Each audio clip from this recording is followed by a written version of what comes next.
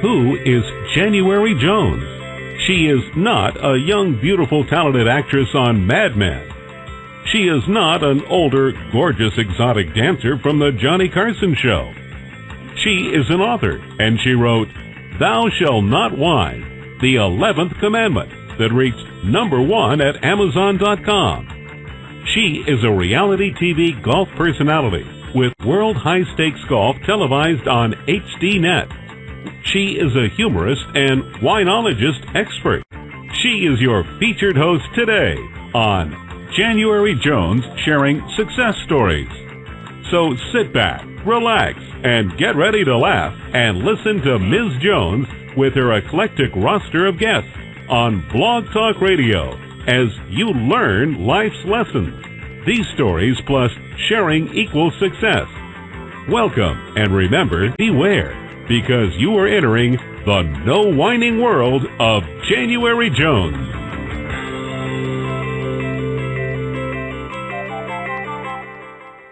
Now let me ask you a question. Have you ever asked for a raise from your boss at work? You know, I bet it's something we've all done, and I bet it's something we all hate to do. Would you like to learn how to do it correctly so that you do get the raise? Have you ever wanted to know what an executive recruiter does with his days? We can imagine, huh? Or can you imagine being in the military and trying to transition to civilian employment? That's got to be a very, very difficult transition. Do you know what employees want to hear in today's competitive job market? If you're a boss, this is something you're going to want to listen to. And when was the last time you heard about a website called Directional Motivation? Or better yet, would you like to meet someone who has some of the answers that we're looking for today? Are you ready to learn how to be successful? If you can answer yes or maybe to any of these questions, then you are in the right place. And I would like to welcome you to January Jones Sharing Success Stories. Today I will be introducing you to my guest, who is a success coach extraordinaire. He will provide us with informative, inspirational lessons, and he will be able to give us some really, really great advice about the job market. Before I introduce my guest, I'd love to invite you to call in during the show. The call-in number is 818-431-8506 with any questions that you have. I'm pleased to announce that our show today is featured on the front page at Blog Talk Radio, and I am honored to be a feature host. And we now have 1 million fabulous listeners. Also, LinkedIn has announced that my profile was one of the top 5% most viewed during 2012, which is a very nice surprise. Very pleased about that. Now let me tell you about our guest today. He is a national award-winning executive recruiter. For 20 years, he has motivated hundreds of people through his multiple roles as recruiter, career coach, business owner, and volunteer chaplain, counselor within the jail and prison systems of South Dakota. He heads Client Staffing Solutions, an executive recruiting agency, and recently founded the Directional Motivational Group, which offers career development books, training, webinars, scholarships, veteran service, coaching services, and other resources dedicated to making a difference in the lives of people. He is an author of the Directional Motivation book series with his first book, How to Get a Raise, the Correct Way to Ask for an Increase in Salary and Wages, currently available at Amazon, Barnes & Noble, and with his next book, What Employers Want to Hear in Today's Competitive Job Market, scheduled for release soon. It might even be out now as I speak. I would love to welcome, and I'm so thrilled to have on our show today, Russ Hovendick. Hi, Russ. How are you doing? Well, good morning, January. How are you? I'm wonderful. I've been looking forward to having you on the show. You have so many titles. What do you enjoy doing most? You know, that's really interesting. You mentioned that because it's a question that gets asked so many times as well. And I think the bottom line to me is I love helping people. I love making a difference in their lives. Love being able to capture or have them capture a vision of what they could be as opposed to what they are today. And so it's really fun, you know, and having been an executive recruiter for over 20 years, that's really what we do too, is show people that there are better opportunities out there than what they're currently doing, and help them in pursuing those, you know, options as well. Mm-hmm. You've worn the executive recruiter hat for 20 years, and what a wonderful opportunity to connect people with the right job and get them in a place where they're going to be passionate about what they're doing. How difficult is it to find the right job for someone? You know, it's really interesting because that match has to be there. You know, I always, in my presentations, when I'm introducing myself to potential individuals, and I always say that, you know, you can have the absolute perfect skill set, but you can be wrong for a company because their culture, you know, their management style, their you know, their overall philosophy towards business, their value system. And if that doesn't align with an individual, it's not going to work long term. I don't care how talented an individual is. And so as an executive recruiter, it's really important for us to understand the organization that we're working with and understanding that client as well, and candidate in this situation, understand them to the point that we can pinpoint the things that would be very beneficial both ways and get that good fit. A lot of times it's interesting. We'll have employers say, man, this person fits like a glove. Well, if we've done our work in terms of really interviewing and getting to the bottom of what makes a person tick, what gets them out of bed in the morning, where's their passion lie, that type of thing, and that coincides with what an employer is looking for, the chances of good long-term fit are very good. Yeah, it's kind of like brokering a little bit of a, it's almost like you're a yenta, job yenta. I have never looked at it that way, but yeah, okay, we'll go with that. Yeah, it's kind of like brokering a marriage, an arranged marriage. Yeah. Very good, yeah. I don't know if we have the jewels and all the other things that go with it, or the you know, the cows or whatever, but I hear you. Well, you know, it's the job. What's your analysis of the job market today? I mean, is it a good time to find work, or is it still as difficult as we're led to believe? You know, it's interesting because we have more jobs than we know what to do with.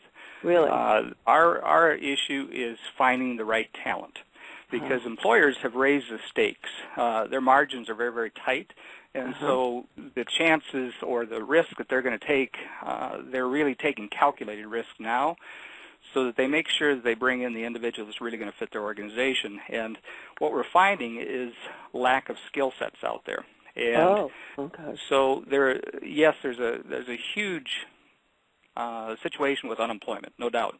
Yeah. But what we're finding is it's very difficult to find the key individuals that employers are looking for that can really come in and impact an organization, really take and bond with the people, and really have vision for the future.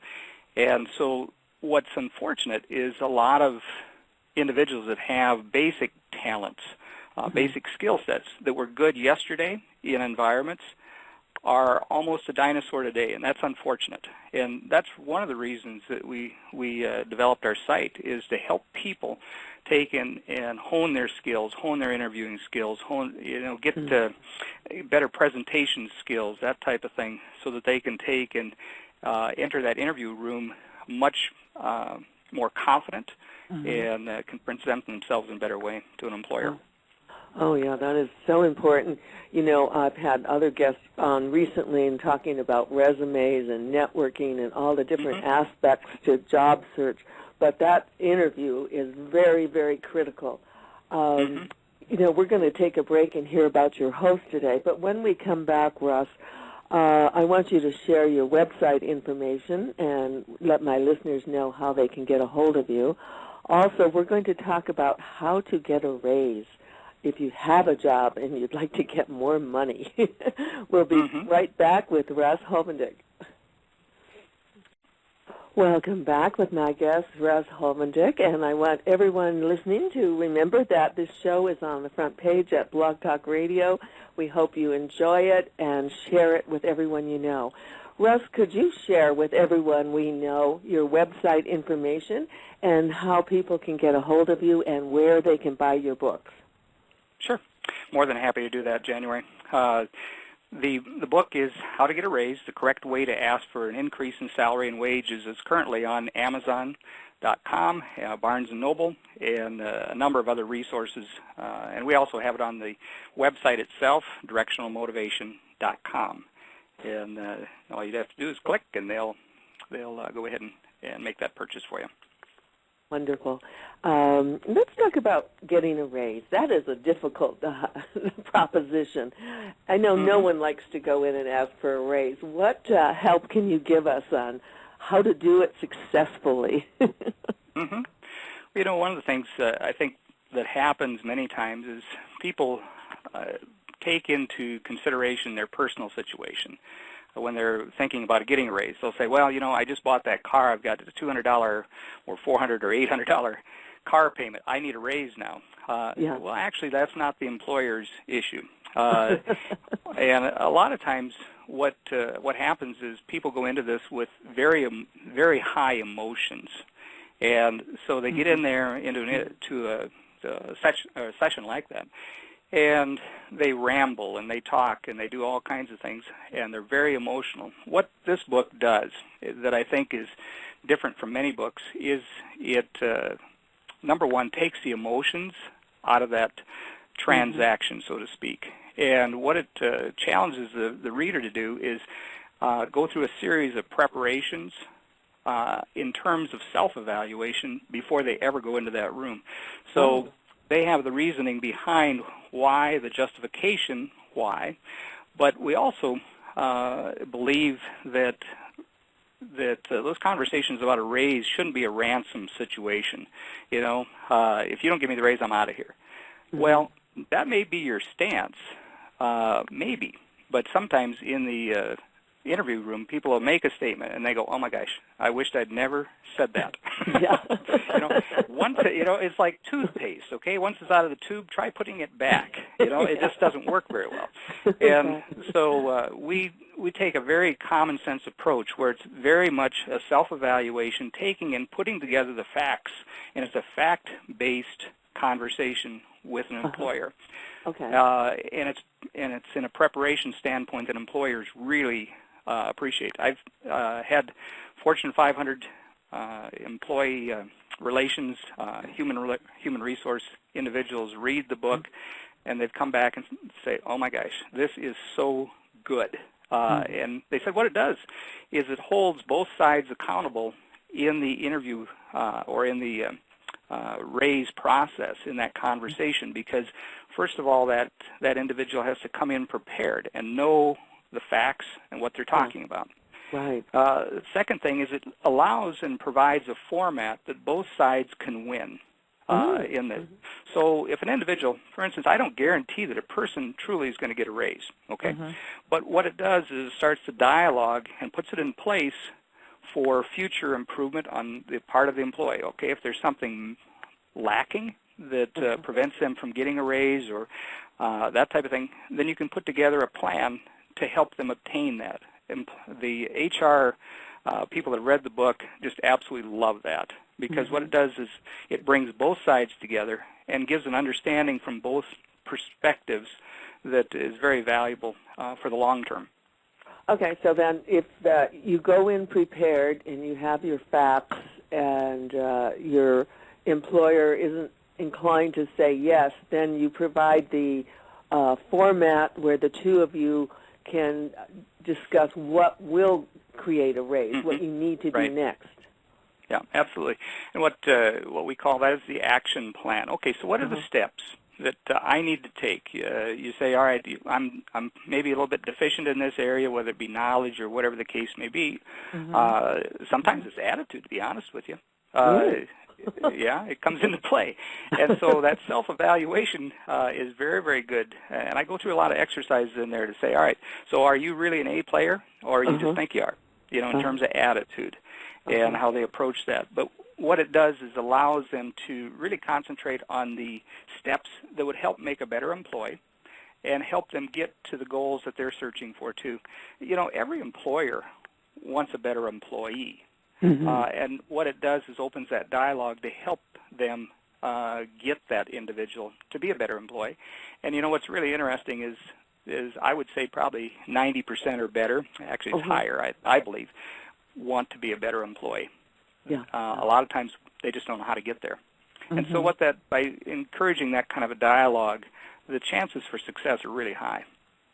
That's such an encouraging mindset, because you evaluate yourself, so you go in with a lot of confidence and you know what you've got to put on the table. And I'm sure this really does impress a boss when you come in so well prepared. And then you have a plan. If it's not the right time for a raise, you can set a plan in motion that will eventually lead to that. This is good stuff, Russ. This is what people need to know, and this is good preparation. It's unfortunate because there's been a lot of careers that have been sabotaged by unpreparedness that didn't need to be that way at all. And so they enter that, and what they do is they go in with high emotions, and they make this a confrontational situation. It doesn't have to be that way at all, not at all. And so the interview is prearranged. They know the times. Both sides know when they're getting together. And then they sit down, and they have it in a fact-based scenario as opposed to emotions. Oh, yeah. Yeah, that's much more professional and much more productive. Let me ask you about military. Now, you work with, I'm interested in what you're doing with military people, helping them transition to civilian employment. This must be a very gratifying part of your work. You'll probably make me cry if you ask me too many questions. Yeah. It's a real passion that I have. The reason that we started in the military or providing resources for military is I had a client that mentioned to me one day as I was recruiting. They said, if we ever run across military people, we hire a lot of military people and we'd like to talk to them. I said, really? I said, the military people that I've talked to, we just don't connect. We're not on the same plane. And so I talked to them a little bit more. And so I started interviewing military people. And what I found is that they're excellent, excellent people, but that they weren't communicating on the same level as what the civilian sector does. And so they're using a lot of acronyms. They're using a lot of examples that don't really demonstrate who they are and what they bring to the table and what really truly makes them different from their competitors in the job market. And so I started working with these guys and started placing them. And guys, I'm talking both genders, but started placing them. But what it did is ignited a fire within me to make a difference. And so realizing the struggles that they were fighting, we put together a large focus of the Directional Motivation site is geared towards helping veterans make that transition. And so we have a number of resources for interviewing. There's videos, webinars, there's all kinds of things. I've recorded industry executives for the blog, and so they can listen to what industry executives are looking for as well, and to help them prepare. And we've also put together chaplains on our site that families and those individuals can reach out. Unfortunately, the suicide rate is extremely high right now, and they expect that it's going to continue to rise as the job market tightens. And so what a lot of people don't realize is that chaplains have a tremendous amount of resources at their fingertips. It's not just spiritual. They have resources to help centers that they can get the individuals with, all types of things. On our site, we have access to crisis helpline, all kinds of things to reach out to make that effort. And I'm about we're hoping within a week of having my next book done, which is for the transitioning military population to help them bridge that. Wonderful.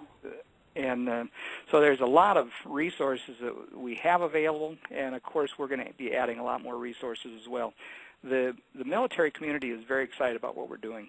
Oh, I think we're all excited and thankful that someone is stepping up to the plate and helping our military transition back into civilian employment.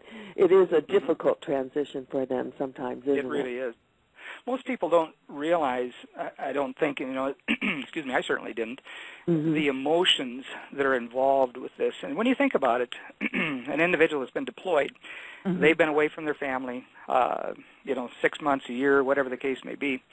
And now and they might have been in military for, 20 years.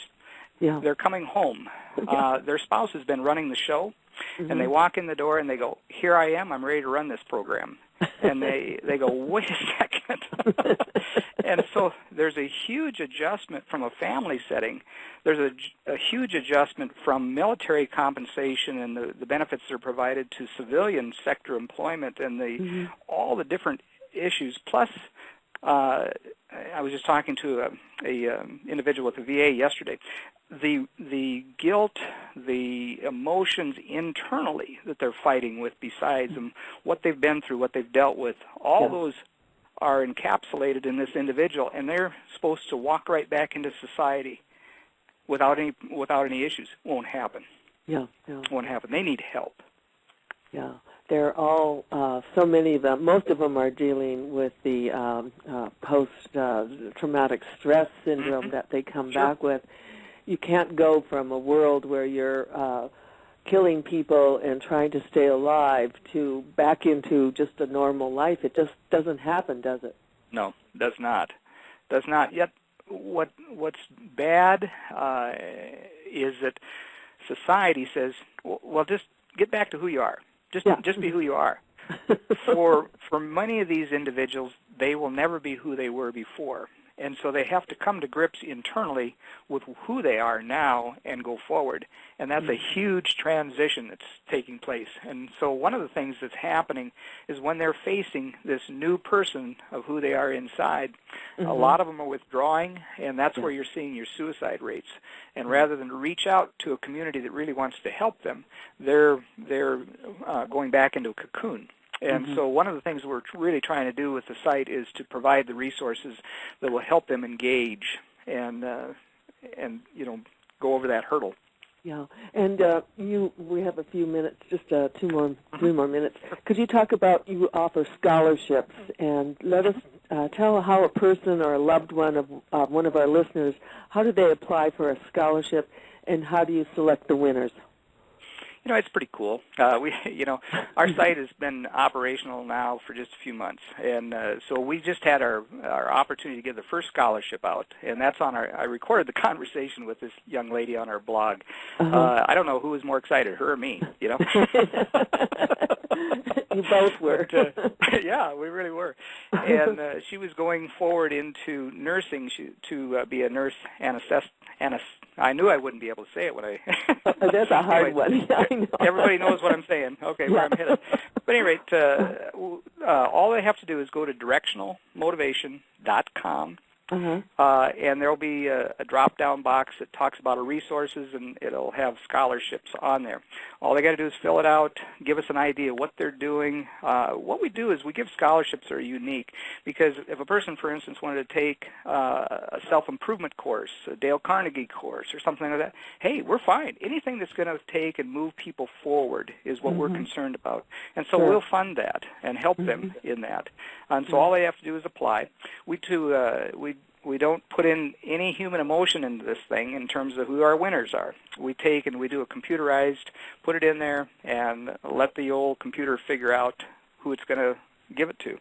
And so do these scholarships, good or bad, maybe. Are they just for military, or can they be for anyone? No, for anybody. So we have high school kids that are just getting ready to go to college. We have individuals that are in college going to take more classes. We have what's really cool, and I'm writing another book on how to transition from an hourly to a salaried employee, is take, and we're providing resources that they could take self-improvement leadership courses that could help them in the workplace. We get excited about that. We're pumped on making a difference for people. Oh, no. You certainly have a good format here, very accessible. Anyone who is listening, their website is posted here on our show page. Go to it, check it out. It's fantastic. It's a great resource for you or for someone you love who is struggling with the job market. Russ, you're brilliant, and you're doing good stuff here to help people. I'm so pleased to have had you on the show, and I hope that you will come back many, many times. I'd love to come back. I've really enjoyed it, and I really appreciate what you're doing. It's kind of interesting how our lives kind of run parallel, in trying to help people. So that's really cool. I really enjoyed it, January. Oh, thank you so much. And, that's the fun of this show. There's no whining allowed, and it's so great to share successful information that helps other people go forward. We hope our listeners have enjoyed our show today, and you can catch all of our interviews with these fabulous guests with constant streaming at blogtalkradio.com.